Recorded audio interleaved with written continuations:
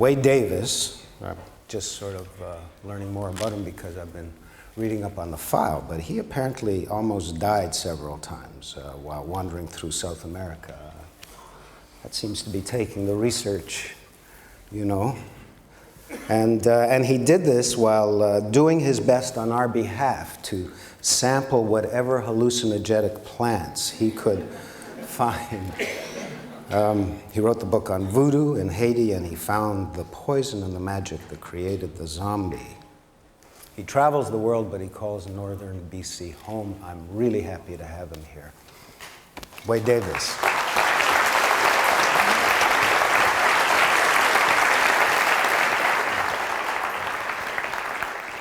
Well, thanks, Moses. You know, one of the intense pleasures of travel is the opportunity to live amongst those who have not forgotten the old ways, who still feel their past in the wind, touch it in stones polished by rain, taste it in the bitter leaves of plants. And just to know that jaguar shaman, can we bring the lights down a little bit, please? Just to know that jaguar shamans still journey beyond the Milky Way, or that the myths of the Inuit elders still resonate with meaning, or that in the mountains of the Himalaya, the Buddha still pursue the breath of the Dharma, is to remember the central revelation of anthropology, and that is the idea that the world into which we're born doesn't exist in some absolute sense, but is just one model of reality, the consequence of one particular set of adaptive choices that our lineage made, however successfully, many generations ago. But whether it is the Panan in the forests of Borneo, the voodoo acolytes in Haiti, the Rendili warriors in the Kaisu Desert of northern Kenya, or indeed the yak herders in the slopes of Chomolungma, Everest, the goddess mother of the world, all of these people teach us that there are other ways of being, other ways of thinking, other ways of orienting yourself in the planet. And that's an idea that can only fill you with hope if you think about it. Now, together, the myriad cultures of the world make up an intellectual and social web of life that envelops the planet and is as important to the well-being of the planet as indeed is a biological web of life that you know as a biosphere. And you can think of this cultural web of life as being an ethnosphere, and you could define the ethnosphere as being the sum total of all thoughts and dreams and beliefs, inspirations and intuitions brought into being by the human imagination since the dawn of consciousness. The ethnosphere is humanity's great legacy. It's a symbol of all that we've achieved and all that we can achieve as a wildly adaptive and creative species. And just as the biosphere is being severely eroded with the loss of habitat and plant and animal species, so too is the, slow these down a little bit, mate.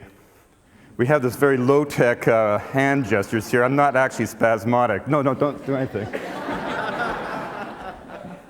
But so too is the ethnosphere, and if anything, at a far greater rate. No biologist would dare suggest that half of all species are morbid or on the brink of extinction, because it's simply not true. And yet that, the most apocalyptic scenario in the realm of biological diversity, scarcely approaches what we know to be the most optimistic scenario in the realm of cultural diversity. And the great indicator of that, of course, is language loss. When all of you were born, there were 6,000 languages spoken on Earth. Now, a language is not just a body of vocabulary or set of grammatical rules, it's a flash of the human spirit. It's a vehicle through which the soul of each particular culture comes into the material realm. Every language is an old-growth forest of the mind, an ecosystem of thought, a watershed of spiritual possibilities. And of those 6,000 languages, today fully half are not being whispered into the ears of babies, which means they're effectively already dead. And what this means is that we're living through an era in which, by definition, half of humanity's intellectual legacy is being lost in a single generation or two. And there are those who, of course, say, wouldn't it be wonderful if we all just spoke one language? Wouldn't communication be facilitated? And I say, great, let's make that language Yoruba. Let's make it Lakota Sioux. And you begin to understand what it would be like to be enveloped in silence, to have no way to pass on the wisdom of your parents, to have no way to anticipate the promise of your children. And yet that dreadful plight is indeed the fate of somebody somewhere on Earth roughly every 2 weeks, because every 2 weeks some elder dies and carries with him or her into the grave the last syllables of an ancient tongue. And this, then, is really the hidden backdrop of our era, the erosion of the ethnosphere. And, there are those who, finally, we've come to sort of understand that what we've dreamed to be true is indeed true, that we're all brothers and sisters genetically. And what we realize is that all human populations share the same mental acuity, and whether that that capacity goes into technological wizardry, or unraveling the complex threads of memory inherent in a myth, or pursuing a 4,000-year tradition of a science of the mind is simply a matter of choice. So what do I mean when I talk about different realities and their different consequences? Well, if we slip into the world of Haitian voodoo for a minute, you find a place where the people move in and out of their spirit realm with an ease and impunity that astonishes the ethnographic observer. The Haitians like to say, you white people go to church and speak about God, we dance in the temple and become God.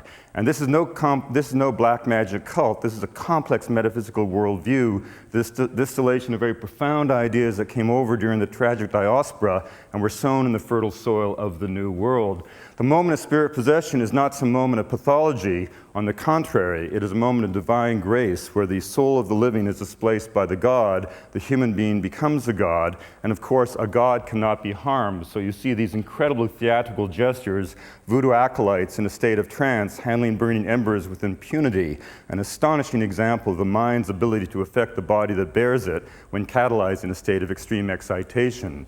But if we slip into the Amazon, the forests of the Milk River, and come to a people like the Barasana, a people of the Anaconda who believe that mythologically they came up the river from the east in the sacred canoes drawn by the Anaconda, a people who cognitively do not distinguish the color blue from the color green because the canopy of the heavens is equated to the canopy of the forest, a people who have a marriage rule that dictates that they must marry someone who speaks a different language because everybody of your own language is by definition a sibling, a descendant of the primordial ancestors who ascended the Milk River in that same sacred canoe. Or if we go to the people of the Waorani, the most astonishing tribe I was ever with in the Amazon, a people first peacefully contacted in 1958. In 1957, 5 missionaries attempted contact and made a critical mistake.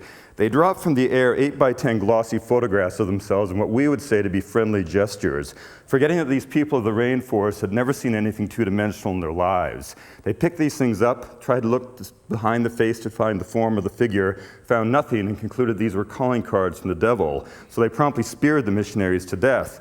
But the Waorani also speared each other. We traced genealogies back 8 generations and found 2 cases of natural death. 54% of the mortality was due to them spearing each other. And even in those 2 cases, when we pressured them a little bit about it, they admitted that one of the fellows had gotten so old that he died getting old, so we speared him anyway. But they also had a perspicacious knowledge of their forest that was astonishing. Their hunters could smell animal urine at 40 paces and tell you what species of life left that behind. And that kind of acuity in the Amazon gave rise to the knowledge of medicinal plants. Here, Kurari, the flying death, which yielded D-tubocurarin, but more profoundly, ayahuasca, the vision vine, the most potent of the shamanic preparations. What makes ayahuasca so fascinating is can you pull focus on that, please? It's a combination of things. On the one hand, you have this woody liana, Banisteriopsis caapi, which has a series of compounds called beta-carbolines, harmine and harmaline. But it's taken in conjunction with the leaves of a shrub in the coffee family, which has these powerful tryptamines in it, 5-methoxydimethyltryptamine, dimethyltryptamine. To have that stuff, to take that stuff is like being shot out of a rifle barrel lined with Baroque paintings and landing on a sea of electricity. It creates not the distortion of reality, it creates the disillusion of reality. But the fascinating thing is tryptamines are orally inactive because they're denatured by an enzyme found in the human gut, monoamine oxidase. They can only be taken orally if taken in conjunction with another drug that denatures MAO. It turns out that beta-carbolines in this woody liana are MAO inhibitors of the precise sort necessary to potentiate the tryptamines. But here's the intellectual question. How in a flora of 80,000 species of plants did they find these 2 morphologically unrelated plants that, when combined in this curious way, created the equivalent of the sum being greater than the whole of the parts? And there's no explanation in science except trial and error, which is quickly exposed to be a meaningless euphemism. You ask the Indians and they say, don't you know anything about plants? The plants tell us. What do you mean the plants tell us? Well, one tribe, this tribe that I was with last year, I've worked with this shaman for 30 years, his people have 17 varieties of ayahuasca, all of which are referable to our taxonomic eye as the same species. You ask for his form of systematics, and he says, and they recognize these things at distances in the forest. His form of taxonomy is that you take each one on the night of a full moon, and each one sings to you in a different key. Now, that's not going to get you a PhD in botany at University of Toronto, but it's a lot more interesting than counting stamens. And if we move for a minute into the high Andes, you begin to get a sense of the, next slide please, a sense of the power of metaphor and myth played off against landscape. This is a tribe called the Kogi, in a blood-stained continent, the only people never conquered by the Spanish.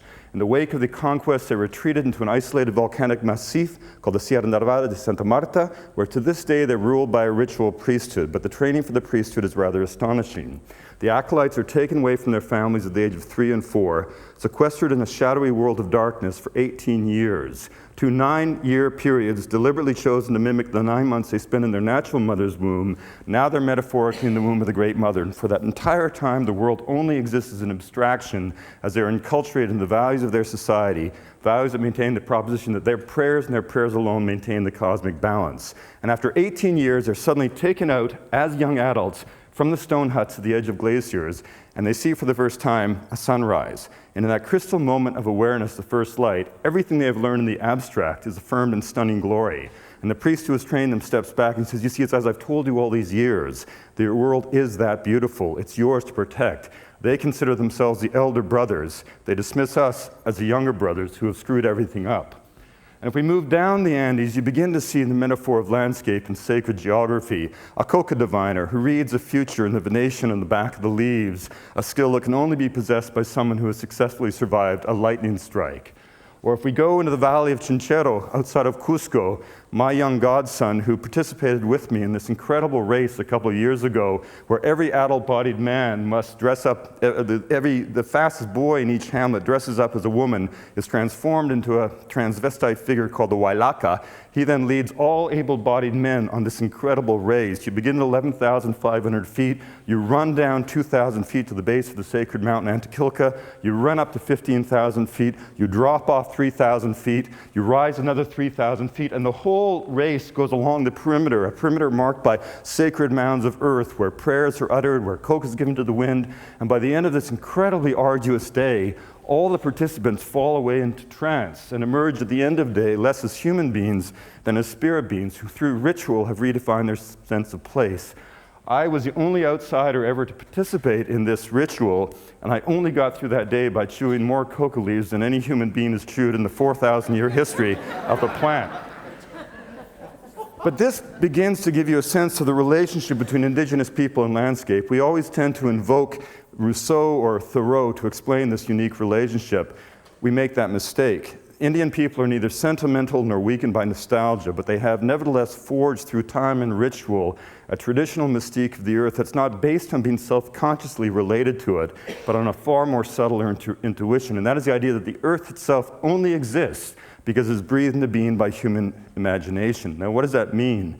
It means a young kid from the Kwagyu from British Columbia who believes that the rainforest that is the abode of Hukuk and the crooked beak of heaven and the cannibal spirits that dwell at the north end of the world is going to have a profoundly different relationship to that forest than a kid like myself raised in a society that believed that that forest existed to be cut. The little kid from the Andes who believes that a mountain is the abode of the Apu spirit that will direct his or her destiny will be a profoundly different human being and, more importantly, have a different relationship to that environment, to that mountain, than a Canadian kid raised to believe that a mountain exists as a pile of dirt ready to be mined.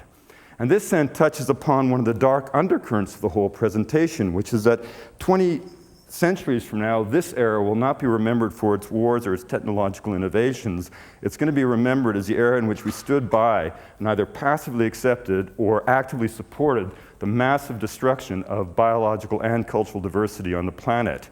Genocide is universally condemned. Ethnocide, destruction of a people's way of life, is not only not condemned, it's often supported as legitimate development policy. We also have this myth that these societies are somehow delicate, fragile, almost quaint and colorful, but destined to fade away as if by some natural laws. Our society, the real world, moves inexorably forward.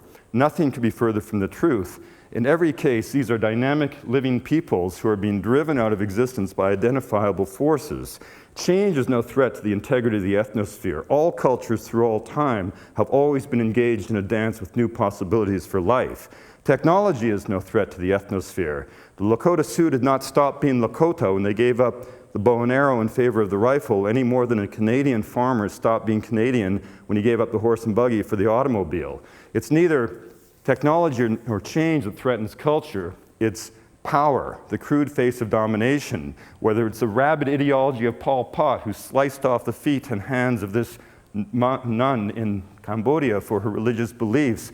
Or if we go into the upper Orinoco, we'll find the disease pathogens that have swept into the lives of the Yanomami, decimating, no, not decimating, killing 9 in 10. Remember, decimate means in Latin to kill 1 in 10. When diseases hit the Amerindian populations at the time of Columbus, it was 90% who were killed, from Tierra del Fuego to the high Arctic. It can be disease, or it can be egregious industrial initiatives, such as the deforestation, which has ravaged the forests of Borneo over the last 30 years. I love living with nomads because we all once were wanderers on a pristine planet. And it was only 10,000 years ago, at the time of the Neolithic, that we all succumbed to the cult of the seed, and the poetry of the shaman became the prose of the organized priesthood. And we developed specialization, hierarchy, and order as we know it. But nomadic societies are profoundly different. In a nomadic society, could we just go back one? In a nomadic society, sharing becomes an involuntary reflex because you never know who will be the next to bring food to the table. In a society like this, there is no measure of currency in material ways because everybody can make everything and everything must be carried on your back. And so currency becomes a measure of the strength of the social relationships between people. And of course, the Penan particularly lived in their forest for generations, but now that forest is shaken by the sounds of machinery. Within a single generation, the forests of Sarawak have been virtually eliminated. During the 1980s, at a time when Brazil produced a mere 1.3% of the tropical log exports of the world, Malaysia produced 45%, much of it from the East Malaysian states of Sarawak and Sabah, much of it from the homeland of the Penan. And so in one generation, the Penan saw their traditional lands violated, their subsistence base eliminated, their children drifting to the logging camps where the girls served as prostitutes beside rivers that were so heavily laden with silt runoff that they seemed to be carrying all of Borneo to the South China Sea, where the Japanese freighters hung light on the horizon, ready to fill their holds with raw logs ripped from the heart of Borneo. And the women and children found themselves in forced settlement camps, suffering from diseases never known before in nature. And of course, the power can be embodied in ideology, as in the Chinese treatment of Tibet, a nation that by any ethnic or historical or cultural or religious standards has always been a separate entity perched in the heart of Asia. And in recent years, I've been doing a great deal of traveling in Tibet, and some of the stories you come back with from the time when the world turned over, when Milarepa's spirit itself was challenged by the tremendous revolutionary events, a time when 1.2 million Tibetans were killed, a time when the Chinese took apart 6,000 monasteries and ancient sanctuaries. I mean, how would we feel as Canadians if the Americans invaded and tore apart brick by brick every one of our religious sanctuaries, forced our children to take our holy scriptures and use it as latrine paper in obscene public events? Well, that's exactly what happened in Tibet. I once traveled 6,000 miles with a young Tibetan from Chengdu to Lhasa through southeastern Tibet. He told me this amazing story of his family. His father was a scribe of the Panchen Lama, immediately murdered in 1959. His mother was incarcerated for the crime of being wealthy. As a lad, he was in the jail beneath her skirt tails in the darkness. And his brave sister, who had managed to smuggle him into the jail, was put into an education camp where one day during the Cultural Revolution, she inadvertently stepped on a Mao armband that had slipped off the sleeve of an adjacent worker. For that transgression, she was given 7 years of hard labor. Despite this history, the Tibetan people remain strong in their religious convictions, pursuing the breath of the Dharma. And when you travel in Tibet, you have no doubt that eventually this ancient civilization will rediscover its sense of self. So in the end, then, we really come down to a fundamental question. What kind of world do we want to live in? A monochromatic world of monotony or a polychromatic world of diversity? Margaret Mead said before she died that her greatest fear was that as we drifted toward this blandly amorphous generic world culture, not only would the entire imagination of the human species be progressively reduced to a more narrow modality of thought, but that we would wake one day as from a dream, having forgotten that there were even other possibilities. And these other cultures of the world aren't failed attempts at being us. They're unique manifestations of the human spirit. The human species has been around for 100,000 years. Modern industrial society has been around for 300. That shallow history doesn't suggest to me that we have all of the answers for all of the challenges that can confront us in the ensuing millennia. And indeed, these other societies aren't failed attempts at being us, they're part of the collective human repertoire for dealing with the challenges that will confront us in the ensuing millennia. And when asked the meaning of being human, they respond with 10,000 different voices. And it's within that kind of diversity of spirit and intuition that we can find our way to move ahead into a place where all peoples in every garden can find a way to flourish. Now, this is actually the realization that cultures disappear or fade away not by natural law but by conscious actions of other people is indeed an optimistic observation, because it suggests that if human beings are agents of cultural destruction, we can be facilitators of cultural survival. And Canada actually is leading the way in this entire initiative. If you think of what's going on in Canada, it's rather historic. Nothing in the precedent of nation states can compare to the creation of Nunavut in April of 1999. You know, we weren't always kind to the Inuit people. When the British first came over, they took the Inuit to be savages. The Inuit took the British to be gods. Both were wrong, but one did more to honor the human race, because there could be no better measure of genius than the capacity to survive in the Arctic on a technology that was limited to what you could carve from bone, stone, slate, and small bits of wood that floated up from the sea. When the British mimicked the ways of the Inuit, they achieved great feats of exploration. When they failed to do so, they suffered terrible deaths. But the Inuit didn't fear the cold, they took advantage of it. The runners of their sleds were originally made of fish, Arctic char, laid in a row and wrapped in caribou hide. And during the 1950s, only a generation ago, in a dark moment in Canadian history when we forcibly moved the Inuit into settlements to establish our sovereignty in an archipelago that could have gone back to the Europeans, this man on the left, who I went narwhal hunting with at the tip of Baffin Island, his grandfather categorically refused to go into the settlements. The family, fearful for his life, took away all of his weapons, all of his tools, hoping that that would force him into the settlements. Did it? No. In the middle of an Arctic night with a blizzard blowing, the old man stepped outside of the igloo, pulled down his caribou hide trousers, and defecated into his hand. As the feces began to froze, he shaped it into the form of a knife. As the shit knife took final form, he put a spray of saliva along the edge of it, and when it was fully frozen, he butchered a dog with it. He skinned the dog with it, improvised leather traces from the skin, took the rib cage, improvised a sled, harnessed up an adjacent dog, and shit knife and belt disappeared into the Arctic night. Now talk about getting by with nothing.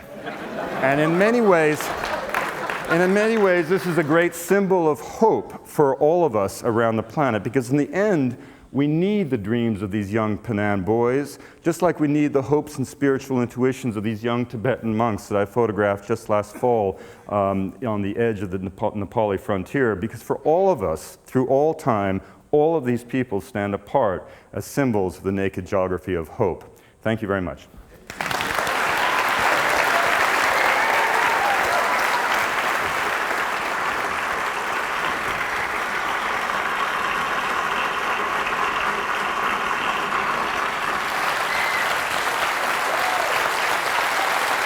Great.